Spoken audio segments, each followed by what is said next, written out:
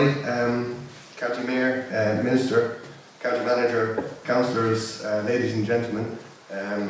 My name is Sean Corcoran. I'm the hat I'm wearing tonight is the cartographer for the Copper Coast. It's a bit unusual that we're actually looking at a desert. I've been humoured by the fact that we're actually looking at a desert, but I suppose it has a reflection on how old the Copper Coast really is in terms of its age. So I'm an artist first and foremost. I obviously make maps as part of what I do. My family and I run the Art Hand, which is on the map. It's literally just up the road.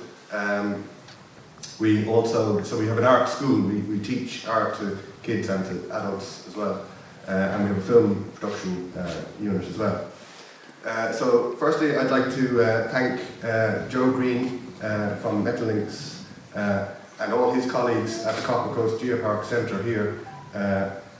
They've been absolutely fantastic. I'm very honoured with the confidence that they've shown in my abilities to be able to deliver this map and guide.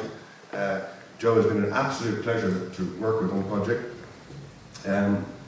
We had also worked closely with the centre here on a series of films last year, Down the Ladder and films about the miners' lives back in the 1800s. So again, I'd like to thank you all for that. Joe has asked me to speak a little bit about how the map was made. I actually only picked up the map for the first time there about 20 minutes ago, so I haven't actually had a proper look at it since completing it. But I suppose for me, making this map, just to tell you a little bit, I suppose, about the process of how I made it.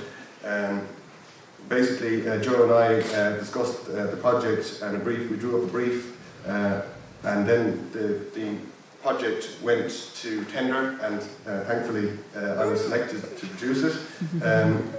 So in terms of how I made it, it basically took 2 months to make it. Now you might think 2 months is a long time, but the last map I did took 6 years. So I suppose in the scale of things, it's not really a long time. So it took me a month to draw the map, and it took me a month to create the guide and put the whole thing together. So about 2 months all in. In terms of the process that was involved in creating the map, basically we wanted to produce something that fitted in someone's pocket. So it's obviously got a waterproof sleeve. I'm afraid you haven't been able to see the map tonight with the lights being down, but if we had made it in a conventional way, like a map is normally looking down on a map as we're used to, like an OS map, it would have been a lot bigger, obviously. So that was one of the reasons, I suppose, why we chose this format, which is like kind of a bird's eye view, looking at the Copper Coast, and obviously the anchor points on either side, Dungarvan, Tramore, and indeed the Cummers in the background, and Waterford city itself. So basically how I made it was I printed out a series of Google maps, stuck them on the wall, identified the 7 or maybe 10 main locations on the map, and then I actually brought it into Photoshop, where I basically, you can imagine, that was the image I was dealing with all the locations on it, and I basically skewed it so that as if it gave us the opportunity to create a 3D view of all the important. So technically, even though this is a hand-drawn map, technically all those 10 key locations are actually, in theory, in exactly the right positions, even up to the top of the mountains, Man Falls. We dropped that in exactly, in theory, where it is located. So we took it back out of Photoshop then, and I spent a month then drawing it, not with pixels, but with colouring pencils. So, which was quite nice, getting an opportunity to spend a month locked away in a little room, just colouring in little fields, and which was absolutely lovely to create. So I hope you enjoy it. After I had drawn it then, I brought it back into Photoshop, and we added in all the names and arrows and directions and all that kind of thing onto the surface. So yeah, there was technology used in it, but the main basis of it was drawn with by hand. So, I'd hope any of the maps that I've created up to now, like the one that took me 6 years was of an island in Connemara called Omi Island, and it's become a little bit of a kind of an icon in Connemara, I suppose, and nationally. People are really drawn to it, not necessarily just as a map, but also as a kind of as a piece of art, as a keepsake, as a souvenir. So again, I hope people kind of see this as a piece of art. The Minister has got a nice framed copy of it gone away, and it is a piece of art, but yet it will provide information. You can drive the Copper Coast using the map. I mean, the roads do lead all to the right places.